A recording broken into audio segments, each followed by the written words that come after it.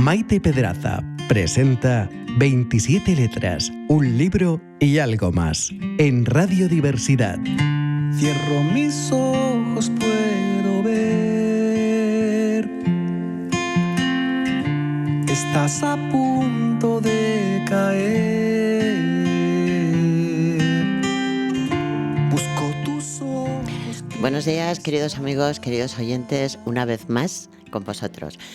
Ha habido cambios en el tiempo. Yo creo que ya estábamos un poquito cansados de ese verano, que ha sido un poco largo, y sobre todo cuando dicen veranillo de San Miguel. Sí, pero claro, veranillo de San Miguel ya es hora de que se vaya. Sí que es cierto que nos viene el otoño, una época maravillosa, sobre todo por las tonalidades. A mí el otoño me gusta, es una época, muy romántica, muy donde los artistas, sobre todo los pintores, escritores, esos paseos, dicen que ahí se inspiraban más, no lo sé. Pero bueno, es bonito. Pero también el otoño nos trae muchas cosas, también nos trae... Dicen los expertos que nos trae depresión, que nos trae, a veces esa soledad no deseada y determinados trastornos que, vamos a hablar un poquito de ellos. ¿Quién mejor para todas estas cosas que vamos a tener en la mesa, que para mí es un honor? Estoy acompañada, esta vez me he traído jóvenes, que claro, ya llega una edad en la vida donde todo lo que me rodea ya soy yo mayor, pero bueno, no importa. Tenemos con nosotros, queridos amigos, queridos oyentes, a Miguel de Bonilla. Miguel, buenos días. Buenos días. ¿Cómo estás? Muy bien, ¿y tú? ¿Te inspiras tú mucho con el otoño? Sí, se podría decir. ¿Ves? Siempre se encuentra algo con lo que inspirarse. Pero... Miguel cursó todos sus estudios en Estados Unidos y, es un artista. Yo lo definiría como un artista. ¿Por qué? Pues porque es profesor de arte, estudió ilustración, sobre todo clásica, contemporánea y muy implicado, muy joven pero muy implicado con el tema del arte. También tenemos a Bisi Ruiz. Buenos días, Bisi. Buenos días. ¿Qué tal estás? Muy bien, muchas gracias por la invitación. Me hace mucha ilusión estar aquí. Te veo guapísima. Muchas gracias, tú también lo estás. Eso es. Ya lo sabe, pero bueno. Eso es yo hago todo lo que puedo, Bisi. Esto es la juventud. Bisi también está muy implicada en la cultura. Pero sobre todo, yo la he visto, ella dibuja maravillosamente bien. Muchas gracias. Bien. Y todas las personas que están ahí en el taller, junto con pintura, escultura, dibujo, en el fondo es esa vena de artista, esa vena que decían los antiguos que tenemos la vena del diablo, ¿no? O sea, eso dicen, ¿no? Pero... pues sí, es una pues bienvenida sea. Sí, bienvenida sea. Para mí es un auténtico honor, además comparto taller con ellos y de hecho ahora Miguel es nuestro profesor. Vamos a hablar un poquito, no solamente de las etapas del arte, de cómo las personas, porque, a ver, ¿se puede vivir sin arte? Bisi, ¿se puede vivir sin arte? Poder, yo creo que se puede sobrevivir. Pero qué aburrida, ¿no? ¿Verdad? Yo creo que una vida que merezca la pena tiene que incluir el arte en ella, o por lo menos algún tipo de belleza de un tipo o de otro. Yo tengo aquí se supone que es la definición, y me va a corregir si ves que no, me corriges, Miguel. Yo tengo la definición del arte es como un susurro del alma humana que se expresa a través de colores, formas, sonidos y sobre todo va evolucionando desde unos simples símbolos en antiguas, como eran las cuevas, como eran las pinturas rupestres. Pero claro, este viaje a la cultura, es cierto que hay una cantidad de cambios sociales, culturales, os podría seguir leyendo, pero lo que está claro es que yo hace poco, Miguel, estarás de acuerdo conmigo, yo leí que la pintura tenía sentimientos, porque la pintura es sentimiento. Sí, parte de sentimiento. Tienes que sentir los colores, tienes que sentir la forma, todo, y tienes que sentir el lápiz en tu mano. Más allá de eso. Y si a mí me das una paleta, me pones ¿Sí? los colores y un pincel, posiblemente yo plasme en el lienzo a lo mejor lo que no he podido decir con palabras. Sí, eso sí lo creo. Es una manera de expresión. Queridos amigos, queridos oyentes, tenemos que aprender a mirar las obras quizá con esa segunda mirada, con esa otra mirada, que es qué quiso plasmar el pintor.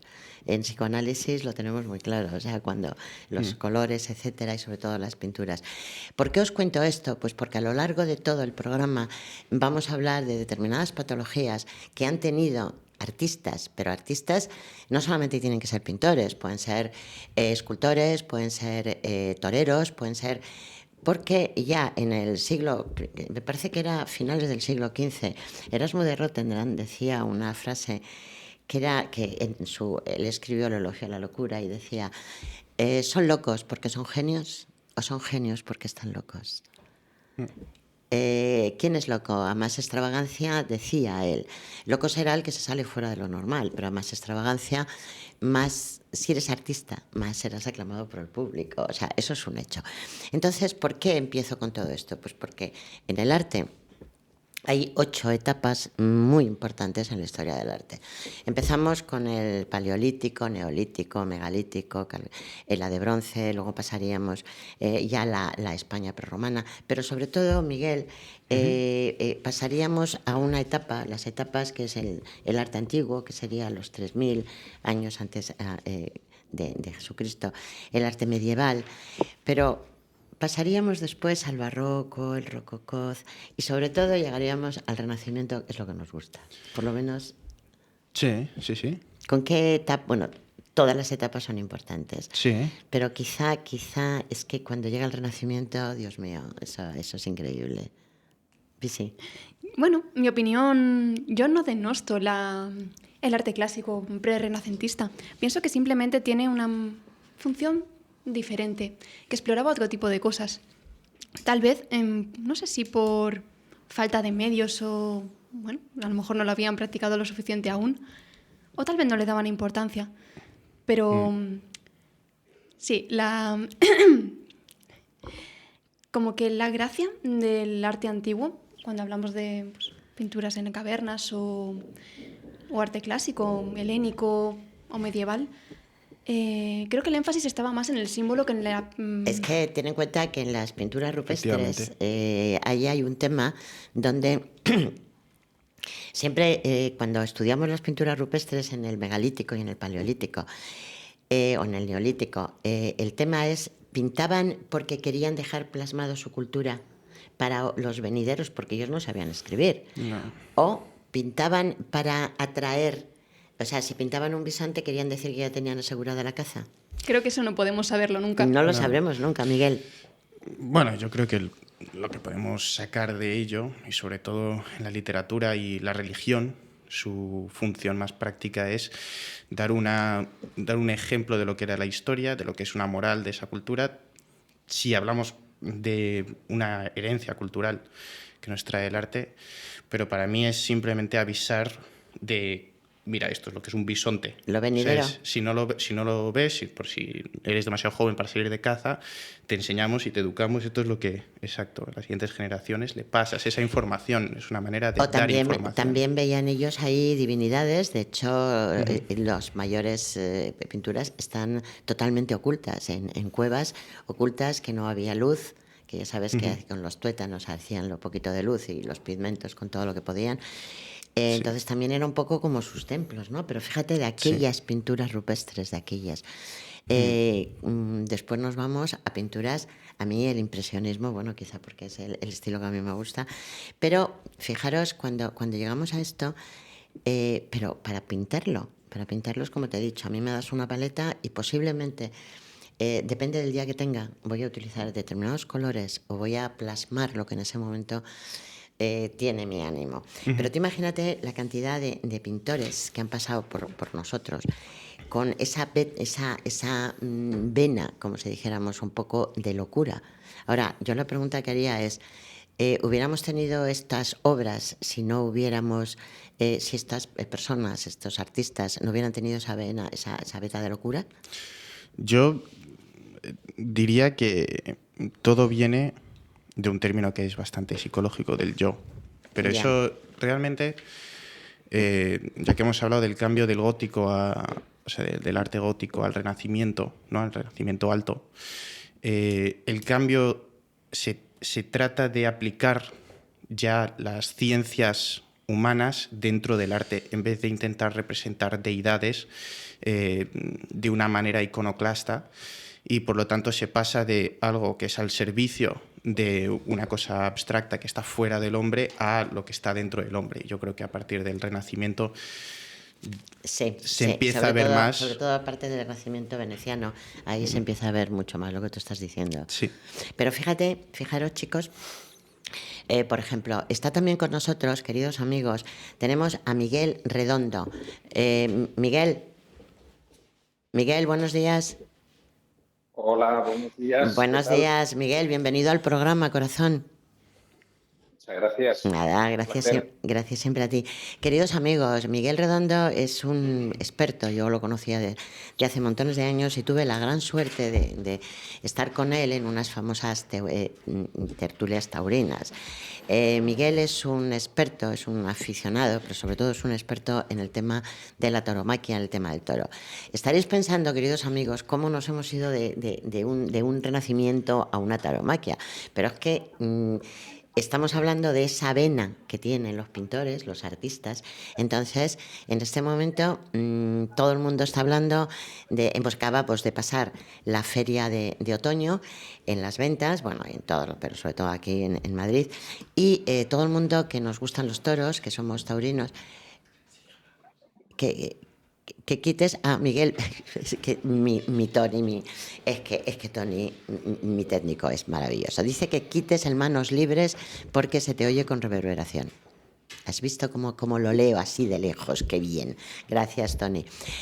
Os contaba, queridos amigos, te contaba, Miguel, que hace exactamente 10 días, porque esto que estamos contando fue el día 12 de octubre, donde el mundo del toro, la tauromaquia, los aficionados que tuvimos la emoción y la suerte de estar ese día en las ventas, para nosotros nos quedamos en shock cuando vimos a Morante de la Puebla cortarse la coleta. Entonces, defínenos un poco cómo ha sido esta feria, Miguel, y bueno, pues háblame de ese momento que todos los aficionados nos pusimos de pie y entramos en shock, porque claro, se le acababa de conceder 2 orejas, se va a los medios y yo misma decía, ¿qué hace? Y claro, lo que hacía era pues quitarse la coleta. ¿Cómo viviste tú eso, Miguel? Bueno, realmente no se cortó la coleta, se ¿Se la desprendió quitó? de lo que es el simulado castañeta Eso es. por el añadido. ¿Qué significa esto? Bueno, significa que... Y le costó, porque tardó mucho en quitarse la castañuela. Nadie se lo esperaba, él se dirigió al centro de la plaza, antes se había entretenido en cortar 2 orejas, Sí. a un toro nada fácil, No, y antes, inclusive, toreando de capote, derribó al genio de la Puebla, quedándose por unos segundos inerte.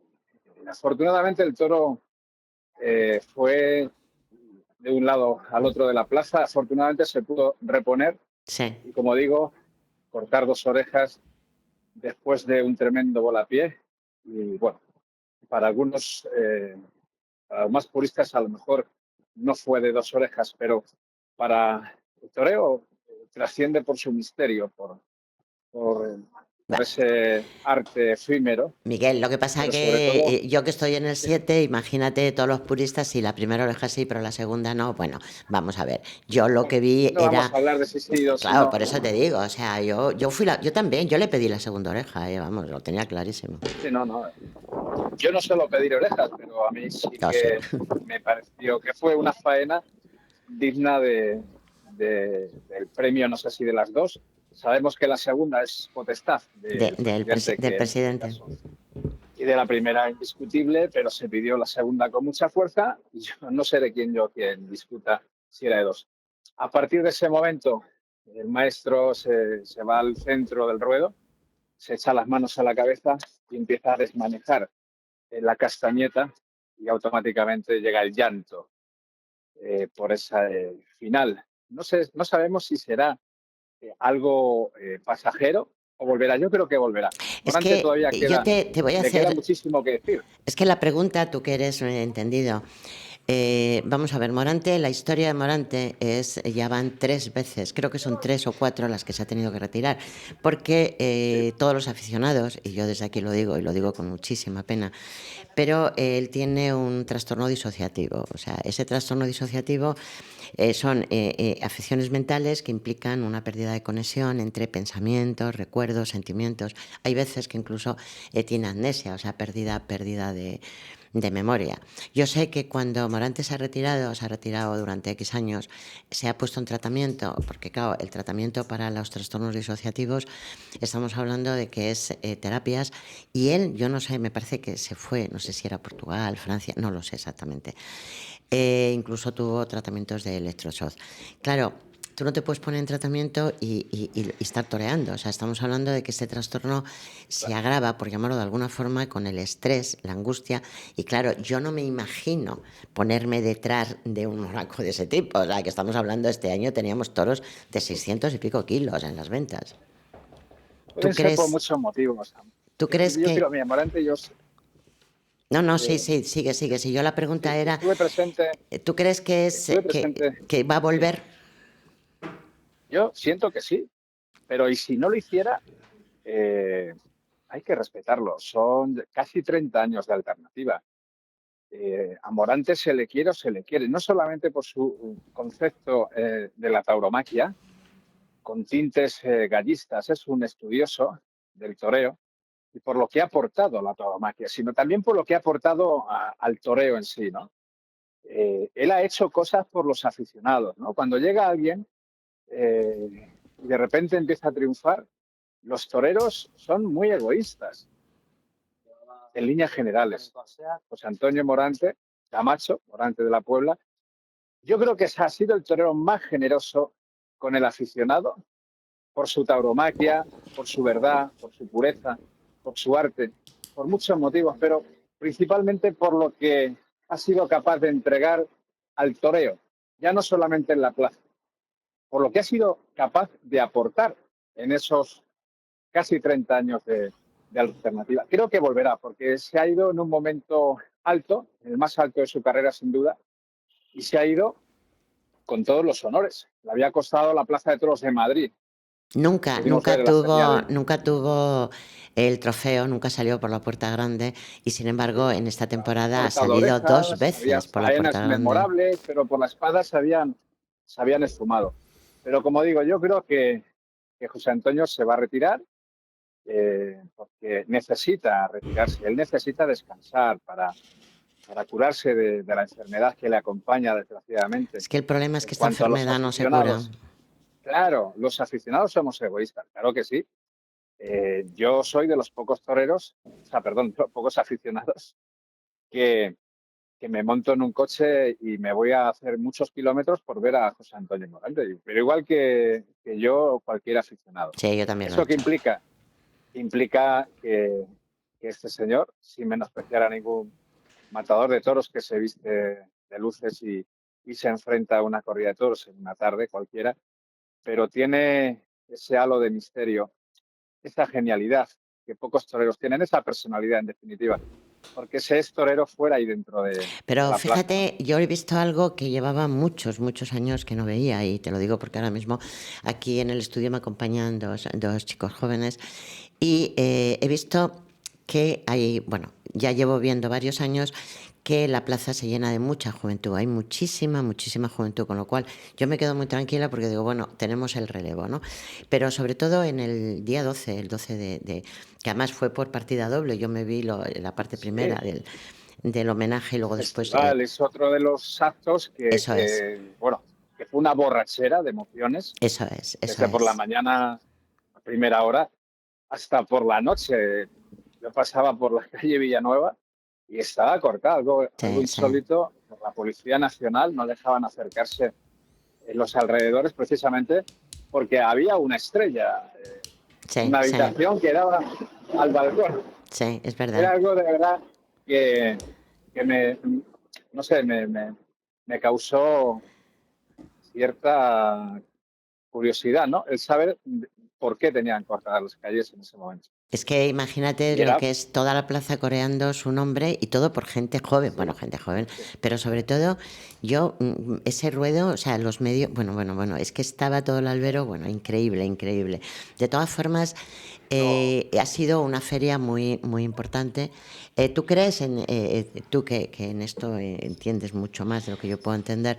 También hemos tenido problemas, porque yo recuerdo que el día 12 cuando fui a entrar, bueno, recibí más de un empujón porque había unos antitaurinos, o sea, bueno, llamar antitaurinos a esta gente eran unos impresentables violentos, y lo digo desde aquí y asumo mi responsabilidad, porque me pegaron unos empujones, pero bueno, vamos a ver, si no te gustan los toros, no vayas. Así de sencillo. A mí cuando no me gusta una cosa no voy, pero no impido que otras personas vayan.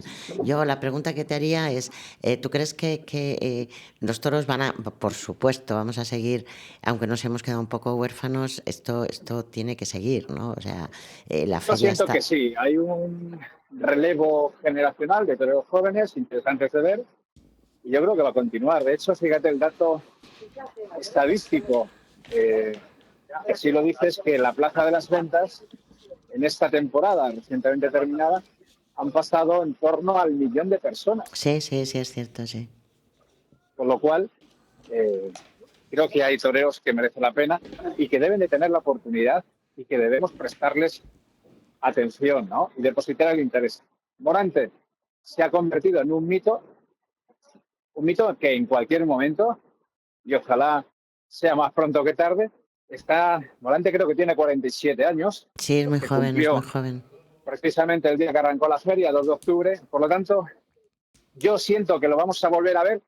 Además, Dios te oiga. yo fíjate, yo creo que no van a pasar más de 2 temporadas.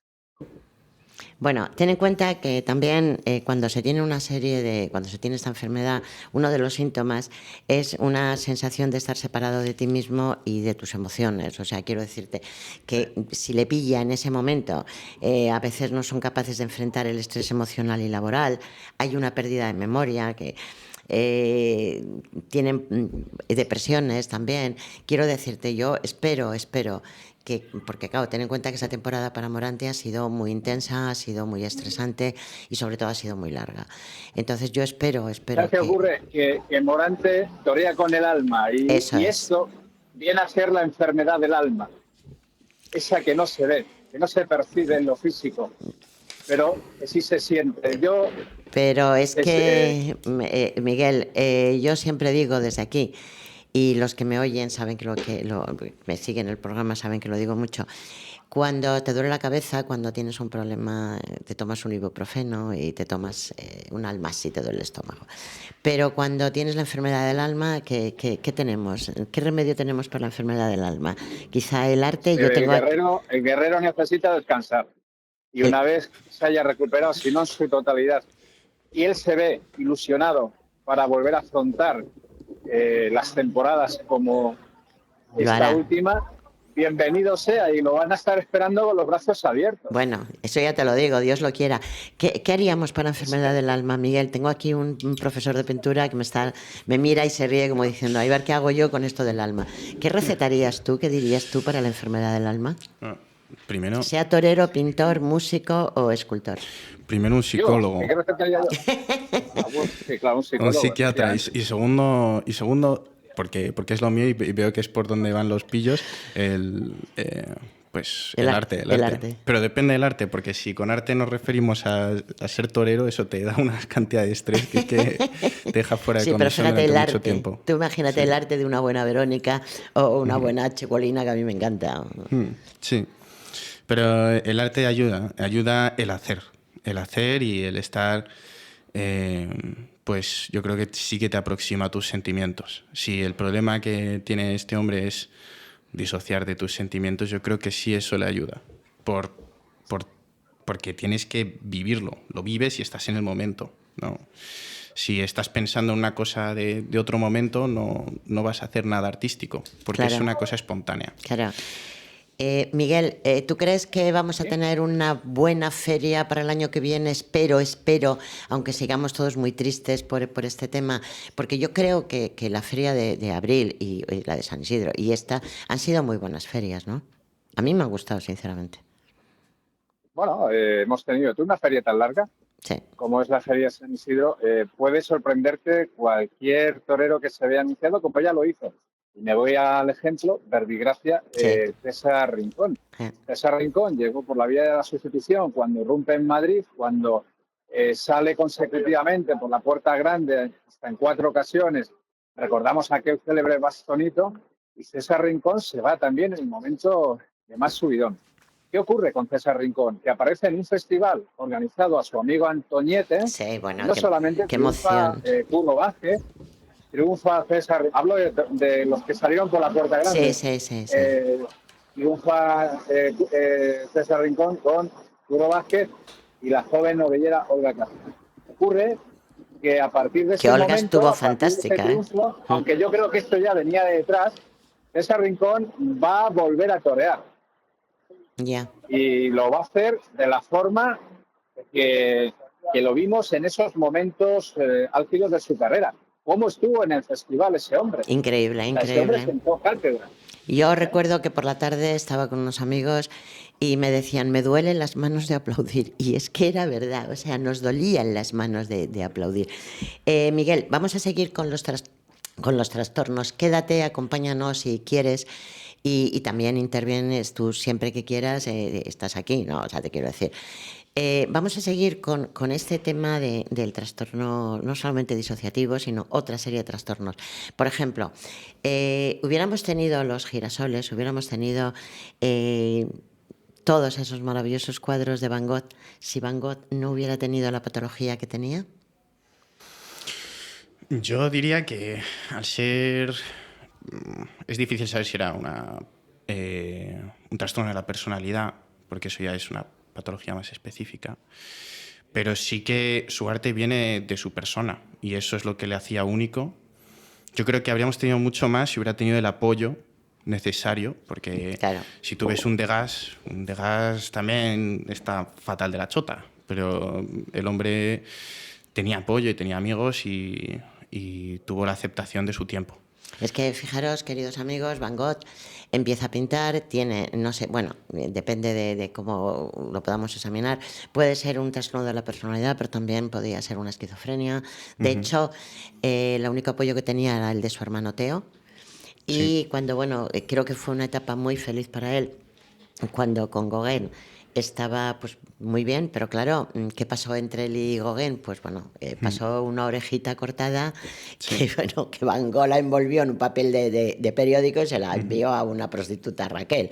Quiero decir que es que el pobre, no digo pobre en el sentido peyorativo, por supuesto que no, pero no tuvo un apoyo, solamente era su hermano. De hecho, las cartas que escribe a Theo son increíbles, son una demanda de socorro constantemente. El único que pedía desde el psiquiátrico era tráeme pinturas, tráeme... Claro, el único cuadro que vendió en vida fue a su hermano y luego después imaginaros lo que tenemos de Van Gogh, pero claro, la pregunta que sigo haciendo... si Van Gogh hubiera sido una mente equilibrada, hubiéramos tenido estos cuadros, no lo sabemos, pero lo que es cierto es que sí, los cuadros de Van Gogh, aunque su vida fue tormentosa, es maravilla. Lo es, y yo creo que se debe en parte a su condición. Creo que cuando una persona pues, sufre algún tipo de condición de salud mental, eso por fuerza te condiciona no solamente tu concepto de identidad, sino la manera en la que tú te relacionas con el mundo, porque al final lo ves a través de una distorsión. Y cuando tú creas arte, creo que prácticamente todos los artistas, la motivación que tenemos para crear se sitúa en algún punto entre la expresión y la exploración del mundo exterior e interior. Entonces, esta exploración la ves con una lupa un poco diferente del resto, por fuerza vas a crear obras que llamen la atención de los demás, porque no las entiendes igual que esa persona no entiende el mundo del mismo modo. Miguel, ¿estás ahí? No, creo que Miguel estaba, nos ha atendido porque, bueno, se lo hemos podido casi por favor, porque estaba trabajando y tenía un tema muy importante. Bueno, si ya no puede estar, yo desde aquí, aunque no me he despedido correctamente de él, Miguel, sabes que te tengo muchísimo cariño, muchísimo respeto y te doy las gracias. Y bueno, vamos a seguir hablando. Que estamos hablando de esas patologías que, bueno, no sabemos exactamente qué diagnóstico tenían, pero sí sabemos que las tenían. Por ejemplo, los cuadros, toda su vida, una vida de dolor, una vida de angustia, una vida, bueno, pues yo creo que lo definiría metida en ese dolor, era la vida de Frida Kahlo. Sí. Claro, Sí. Frida Kahlo, con queridos amigos, lo sabemos todo el mundo, que estamos metidos en el arte, ya muy jovencita tiene polio. Sí. Luego después de polio, o sea, la pilla un tranvía, no sé qué pasa con los tranvías, pero en aquella época pillaban a todo el mundo, una cosa. Se rompe la pelvis por no sé cuantísimas, bueno, no sé cuántas operaciones, no puede ser madre, que era lo que ella quería, pero sobre todo es que el dolor en ella vivía constantemente. Empezó a pintar y a dibujar en su cama, y luego después ya viene todo el tema vamos a llamar social, que es, bueno, ahora me voy a una casa rosa, no consigue tener una vida plena, vamos a llamarlo, sentimentalmente, porque su marido Rivera, pues digamos que está con, en fin, hasta con su hermana. Y claro, sí, tú como mujer, imagínate, tú artista, y ¿cómo definirías el dolor que tenía Frida Kahlo, sobre todo en sus cuadros? Creo que ¿Qué ella misma transmitía? ya lo expresa súper bien. Si algo tiene Frida Kahlo es que es muy directa a la hora de transmitir este tipo de cosas. Tanto su angustia a la hora de no poder ser madre, como la angustia Tiene unos cuadros muy impactantes donde se ve, pinta una especie de útero. Sí, a eso me refiero. Y también la angustia de tener el marido que tiene, no solamente a través de su obra, sino también se han hecho públicos sus diarios, Sí. y son para verlos. La verdad que... Hay una sí. frase muy terrorífica de Frida. En el último momento ya de su vida decía: espero, quiero irme y espero no volver nunca más. O sea, qué dolor tendría esta mujer, no solo físico, sino en el alma, Miguel. ¿Cómo lo definirías tú? O sea, Bueno, esa maravilla de cuadros. pues yo diría que es simplemente una persona que toda su vida tuvo la mala suerte o la buena suerte, en caso de su arte, de tener que separarse del resto. Y su arte, pues, que no tiene nada con lo que puedas crear un paralelo, ni en contemporáneo ni más allá de ella. Y nadie lo ha hecho como ella después tampoco. O sea, Ella buscaba el amor, pero buscaba el amor. Y da lo mismo si lo buscas en una situación, en otra, porque yo sé que era incluso bisexual, o sea, tenía sus historias incluso con... De hecho, fue una gran amiga, por llamarlo de alguna forma, con Chabela Vargas, o sea, es decir... Pero que a mí eso, sinceramente, yo nunca me meteré, jamás, lo digo porque está ahí, pero nunca me meteré en cada uno puede hacer lo que considere. Lo que sí veo que es que ella era una buscadora de esa estabilidad, del amor, que la quitaran ese dolor. ¿Cómo lo veis vosotros? sí, yo no sé si querría que se le quitara ese dolor.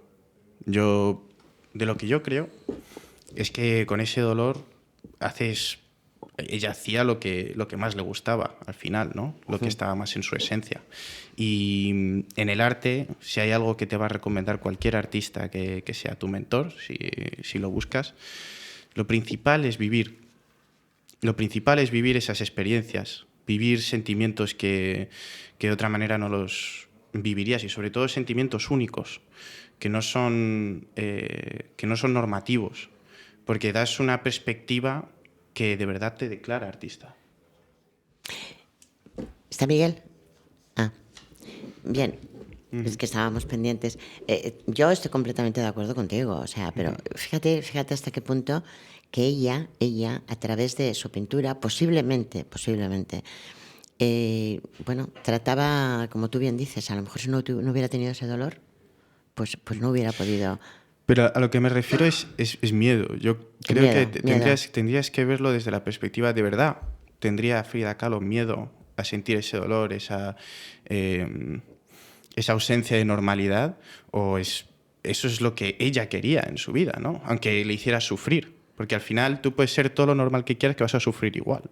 Ya. Fíjate el caso, por ejemplo, de Edward Moore con el famoso grito. O sea, yo he leído que, bueno, de ese cuadro, que es terrorífico, no lo acabo de poner, Tony, gracias, Tony. Ese cuadro para mí es terrorífico. Sin embargo, creo que tiene 4 cuadros de este mismo grito. Sí. Y en la época le tenían por un pintor completamente marginado. Era, bueno, de locos. Pero claro, tú lo acabas de decir, Miguel, y Visi también lo acaba de decir. Este señor, ya desde su más tierna infancia, la madre tiene una esquizofrenia, muere muy joven, luego después la hermana, el padre por lo visto era como muy, vamos a llamarle, demasiado, bueno, pues, Pero frío. Frío o déspota, llámale como quieras. Total, que él, de hecho, ahí lo primero que escribe es que decía que la mano, o sea, la muerte era la mano que mecía su cuna. O sea, ya empezaba mal el tema, ¿no? Sin embargo, imagínate cómo tiene que sentirse esta persona sabiendo que incluso sus compañeros le estaban diciendo que era totalmente marginal. De hecho, creo que he leído en algún momento que estuvo a punto de pasar al Art Brut, que no pasó de puro milagro, el arte de los marginados. Pero tú imagínate cómo se puede sentir esta persona para pintar un cuadro de esos. Entonces, volvemos a la pregunta del millón. ¿Él necesitaba expresar ese dolor? Sí, yo creo que en este caso es probablemente el más claro de todos los que hemos puesto sobre la mesa. A mí el grito de Munch es una cosa que siempre me ha fascinado porque creo que nadie, y se sigue intentando porque la ansiedad es una patología que está muy vigente hoy en día, nadie ha conseguido transmitirla y ni expresarla de una manera tan clara. Tú lo ves y sabías lo que a él le pasaba por dentro. Sí.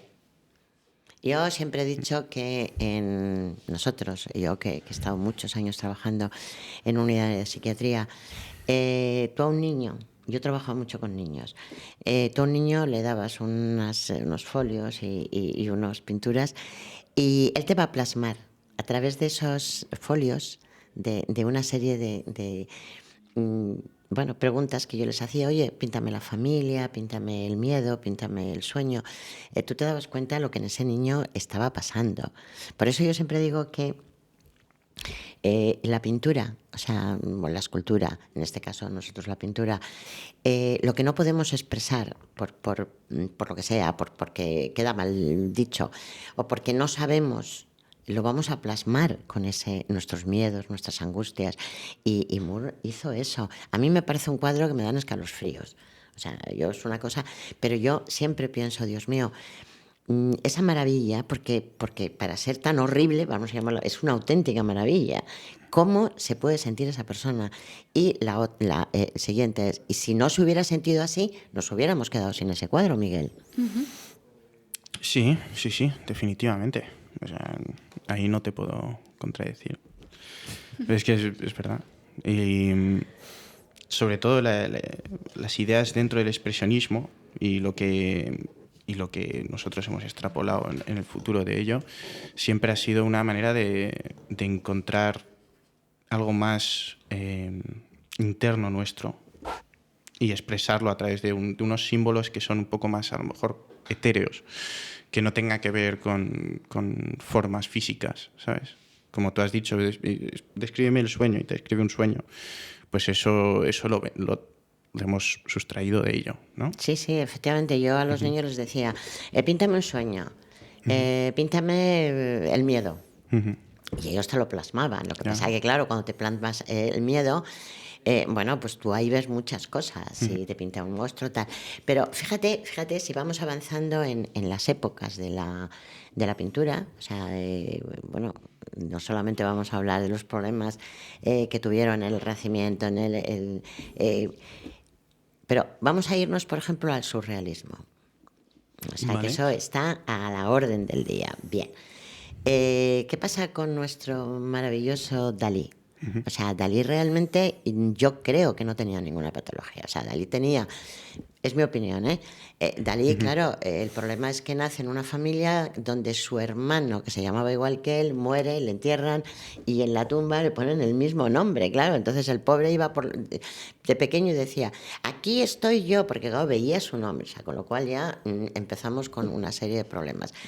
Yo lo que creo es que él fomentaba eso, oh, yo soy los bigotes. Tenía una frase muy típica que decía, yo la repito ahora porque que es un momento muy adecuado, cuando decía, lo más importante del ser humano, de un hombre, es llamarse Gala Salvador Dalí, o sea, él ponía Gala como uno de sus nombres, y ser español. Hombre, está muy bien, eso está muy bien, ¿no? Pero fijaros cómo se montó, digamos, esa vida donde yo recuerdo que él decía, la única diferencia entre un loco y yo es que yo no estoy loco. Pero fijaros la parafernalia que se pudo montar. Entonces, yo os vuelvo a preguntar a vosotros, imaginaros esa cantidad de cuadros que los miras y no hay por dónde verlos.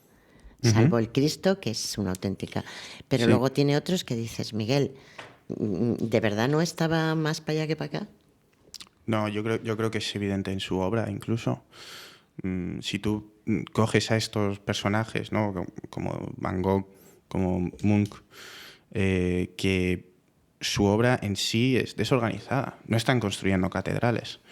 Dalí quería construir catedrales y ya lo ves. Son estructuras muy ordenadas y su estilo es tan insípido realmente, porque y él mismo lo decía, si te acercas la pintura está difuminada como si no quisiera ver ninguna pincelada, como si estuviera pintado con alguien si tenía algo era TOC. O sea, es una compulsión. Yo creo que sí, un trastorno compulsivo, sí.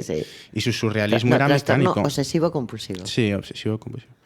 Y era metódico y era todo muy estructural, muy racional para lo que yo he visto de otro tipo de arte que es más expresivo o tiene más bravura, por así decirlo. Dalí no tenía nada de eso. No se dejaba ir, ¿no? En la pintura. Él era metódico y no estaba siempre en control, muy controlado. Eso es algo, pues, de una persona que, pues, no tiene ningún problema mental de orden de los que hemos hablado antes, como esquizofrenia o de una distorsión de la realidad muy alta. De otra manera, si tenía algo también, diría, era narcisismo, porque hizo de su obra, no la separó del yo. Él era su propia obra, ¿no? Fue el primer artista en vender merchandising. Sí, es que es verdad, Y eso también fue el origen de lo que es el arte del siglo XX. Es esa idea del arte entrando dentro del mundo comercial y convirtiéndose en algo más conceptual. Pero no estaréis conmigo los dos que los artistas, todos, bueno, vamos a decir todos, vamos a decir una inmensa mayoría, en el fondo, incluidos nosotros, aquí los presentes, somos narcisistas. Lo que ocurre es que los que nos llamamos medianamente normales, yo siempre cuando dicen, ¿eres narcisista? Digo, sí, pero tengo un punto, me río porque me está diciendo Tony, yo no. Tony, todos somos narcisistas, o sea, lo que pasa es que sabemos gestionar ese narcisismo. Yo lo gestiono de tal forma que, vamos, no me asomo y me caigo a la laguna como Narciso. Pero yo creo que los artistas sí que lo tenemos. Yo te he contado a ti, os he contado en el estudio, que yo recuerdo un día que llego a mi casa con un cuadro y bueno, estaba mi hijo y digo, fíjate, mira qué bonito, mira, acabo de terminarlo y tal, y mi pobre hijo mirando. y digo, pero, a ver, y dice, mamá, ¿qué tengo que ver? ¿Cómo que qué tienes que ver? Claro, ¿cómo que tienes que ver? Esto es un árbol y dice, es azul, yo lo veo azul. Narcisismo puro y duro. Quiero decirte, todos tenemos esa vena, ya te digo, esa vena un poco del artista, de la vena del diablo, eso lo decía Rotterdam. Entonces, según vayamos viendo, es como si hablamos, por ejemplo, Picasso. Picasso es una auténtica maravilla, pero Picasso, que se sepa, no tenía ninguna patología. Pero claro, interpreta, yo vi el otro día un cuadro que era la mujer llorando y dices, madre mía, ¿dónde veo a la mujer y dónde veo el llanto? ¿entiendes? Entonces, sí. Ya me contarás cuando yo recuerdo al principio, hace un montón de años con mis hijos pequeños, fui a ver el Guernica y claro, el Guernica, bueno, sí, hablamos de que los bombardeos de Guernica ya, pero es que viene muy a cuento lo que os voy a decir, puesto que hemos estado hablando de tauromaquia. El Guernica es un cuadro donde hay montones de connotaciones de tauromaquia, porque Picasso le gustaba la tauromaquia. Sí. Lo que pasa es que luego lo cambió al otro y, estos son los bombardeos. Quiero decir, ahí es el narcisismo del pintor. Mientras no seamos maquiavélicos, la cosa funciona bien. Es curioso porque durante esa época la tauromaquia era mundialmente conocida, era una moda. Efectivamente. O sea que si eso es la parte narcisista de Picasso, yo ahí no estaría de acuerdo, porque ahí justo está clamando algo que era social en Sí, ese pero momento. luego después lo cambió rápidamente, porque yo he tardado muchos años en saber que ese cuadro tenía connotaciones de tauromaquia, ¿eh? Pero es que Sí. este hombre pintaba un poco a donde se movía donde se movía el mundo. Las tendencias, quizá. Sí, era un tío, bueno, era un comerciante. Tú ves a Picasso y lo que hizo él para el arte fue crear una estructura de cómo venderte como artista, cómo vivir en un mundo moderno y además sacar pues, el mayor provecho de ello. Ahí es donde reside su inteligencia, porque de otras maneras él tenía el talento para hacer lo que quisiera. Talento tenía y bueno, una auténtica maravilla. Pero eso ya más se ve en su vida personal, ¿no? Pues en sus mujeres, cómo las trató. Sí, bueno, ese sería otra forma. Eso me parece más particular. Y más fuera del Yo resto, ¿no? estuve en aquella época, hace muchísimos años, haciendo un estudio de... A mí me gustaba un perfume que salió hace muchos años, que era de Paloma Picasso. Y yo hice un estudio, pues bueno, de la parte familiar y tal. Y eso nos da para otro programa de hablar, o sea, cómo. Porque, por ejemplo, a ver, yo he traído aquí a muchos escritores y el escritor a veces tiene que renunciar mucho a su vida familiar porque tiene que aislarse mucho, tiene que tener mucha documentación, tiene que viajar. Y el pintor también, pues porque hay gente que quiere pintar por la noche, no todo el mundo entiende que, ¿pero dónde vas? No, es que voy al estudio, ya, pero es que, ¿y eso qué te da? Y dices, vas a exponer y exponer es carísimo, todo es muy complicado y a ti lo que te gusta como pintor es que alguien te vea tu obra, todo eso es complicadísimo. Entonces, quiero decirte que, bueno, pues tienes que renunciar a muchas cosas, a veces hasta la parte familiar, a menos que seas muy organizado o muy inteligente y aprendes a vivir del arte. Es que yo por ahora no he aprendido a vivir del arte. A mí el arte me cuesta mucho dinero, sinceramente. Bueno, ahora afortunadamente hay muchísimas más instituciones, muchos más apoyos sociales, públicos y la familia es posible para el artista. Bueno, depende. Para los que aspiran. Depende. Pero también es que los que de los que más se hablan son los que han tenido vidas más rocambolescas. Sin embargo, mira un Sorolla, ¿sabes? Sorolla era un tío súper familiar y todas estas personas muy familiares. Sí, pero también tuvo que viajar mucho. O sea, Sorolla tuvo que viajar, mucho, Lo que pasa es que para hacer la obra de Sorolla, que a mí Sorolla me apasiona, bueno, yo digo, Dios mío, ¿cómo conseguía esa luz? Recuerda que el otro día decíamos nosotros, claro, para que haya luz tiene que haber sombra, pero tuvo que también renunciar a mucho. Lo que pasa es que Sorolla, dentro de lo que más o menos conozco, es el más normal. El más normal, digo yo. Claro, pero eso ya también hablamos de un paso del siglo XIX al siglo XX que se hace muy importante, que es la conceptualidad en el arte. La conceptualidad realmente es, si en el Renacimiento pasamos del Dios y el todo a el uno y el humano, ¿no? Desde el humano a el resto, en el siglo XX pasamos a lo mío y el resto que le den por saco, ¿sabes? Y las personalidades se convierten en un método de marketing. Sí, es cierto. Y esto lo ves con gente como Andrew Warhol. Si tú lees algo de Warhol, de gente que le conocía y de anécdotas, era un tío relativamente normal. Pero claro, cómo vendía su personalidad o cómo vendería, digamos, un Salvador Dalí su personalidad, era eso lo que llamaba la atención. Porque es que claro... Claro. El tiempo se nos va terminando, chicos, porque a mí me encanta. O sea, eres un organizado increíble, Toni. Toni me dice cuándo tengo que terminar, cuándo empiezo, que a mí eso me encanta. Aunque yo no creas que lo de obedecer, no te creas, no va mucho conmigo, pero bueno. Se nos va el tiempo, me parece que hemos dejado muy claro que determinados artistas tienen esa vena de locura. No sabemos hasta qué punto, unas veces quizá por traumas infantiles, otras veces pues porque bueno, la enfermedad mental es así.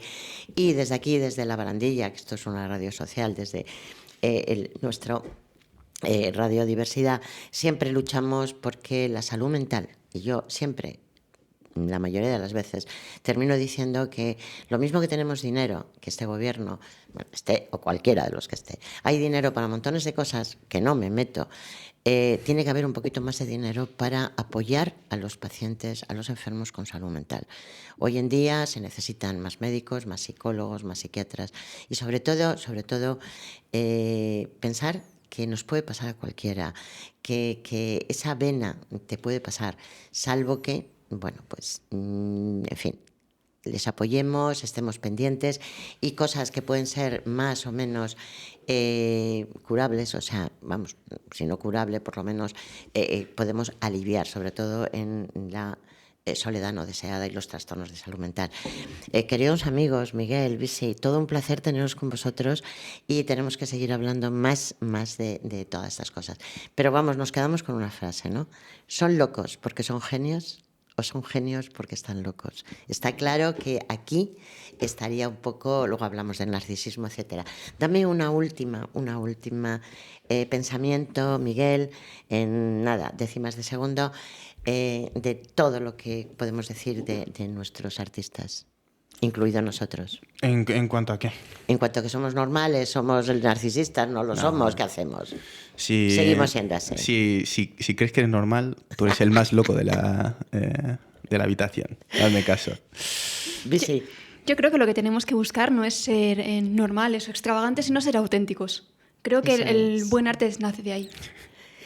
Y yo creo que nos ha quedado muy claro, queridos amigos, y yo como siempre os recomiendo una recomendación mía, que siempre es, no importa lo que queramos ser, pintores, escultores o cualquier otro tema, lo que elijamos nos tiene que hacer felices, porque desde aquí mi recomendación es que durante toda esta semana, hasta que volvamos otra vez a estar con vosotros, os pido, os ruego, y es una obligación, ser felices. Un besote muy fuerte de Maite Pedraza. Detengo el tiempo alrededor.